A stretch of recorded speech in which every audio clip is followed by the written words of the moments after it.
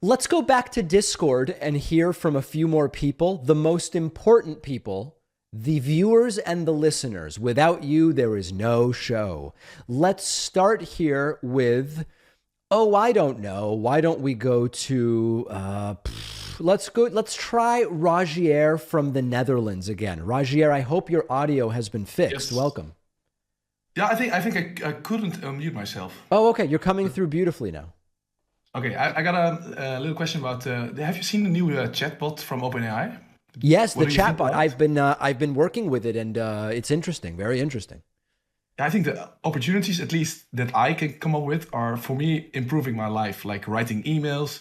Even wrote some I applied for some positions for my new work. So Really.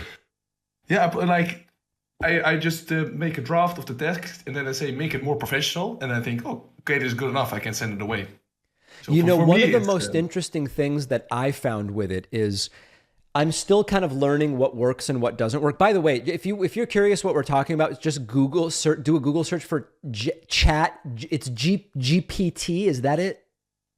yeah. You search for chat, OpenAI chat, or Yeah. chat GPT-3, something Chat like that. open AI. Anyway, so this AI, sometimes I will say something to it. I'll say, uh, what could be what might be the reason that Donald Trump drops out of the 2024 primary? And it'll say, oh, I'm a bot. I can't make predictions and I'm not connected to the internet and I don't have access to the news beyond 2020.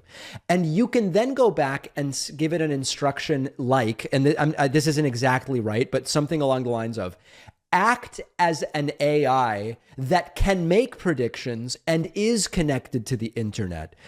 What are there? And then you ask the same question, and it will often give you the answer, or give you what it is you're asking it for if you tell it to pretend as though it is programmed in a certain way. It's very interesting. Yes, for sure.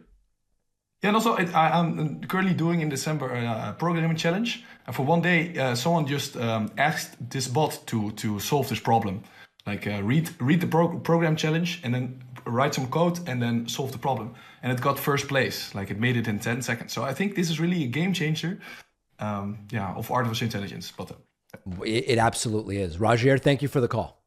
yes. Super interesting. Check it out. Email me if you find some interesting stuff you could do with it. Let's go to our friend Edo from Rome. Or is it Edo? Edo or Edo? Edo?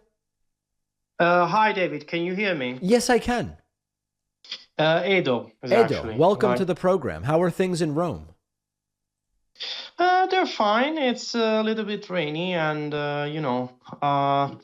we now have a new right-wing government. So who knows what the future holds for us? Yes, very much so. Um, yeah, I wanted to ask you. I've been following since Trump's election American politics, Yes. and I'd say that people like Christian Cinema and Manchin, aren't they really just, more like the public figures for, democratic conservatism? In the sense that even if they went away magically, and Democrat reached a majority to abolish the filibuster, you would suddenly have other people standing up and saying, this is maybe not such a good idea. I think that there is a great extent to which you are absolutely correct. Yeah, I do think that there are people who, by their nature, are they want to be in a particular position of saying, hey, you know what? I'm going to kind of put a limit here. I'm going to be the limiter. And I'm going to be the road through which all legislation must go. And I'm going to take this position of enlightened centrism, which is sort of a pejorative. Yeah, I think to some degree, there's a tendency that someone always will want to play that role. I do think so. Okay, thank you, David. I wanted to say just another little thing. Sure. Do you know that Rupert Murdoch is actually active in my country? And the funny thing is, here his media corporation is actually quite moderate Yes. compared to, because right-wing media has always been almost a monopoly of Berlusconi. So when Murdoch came to Italy, he found his own niche in, moderate centrism, even left-wing to some people. Yes, that's interesting. Yeah, I mean, I think it is not shocking to me that the Murdochs are active in many more countries than people might assume. That makes sense to me. Did you, really last thing, did you hear about the nuclear fusion breakthrough?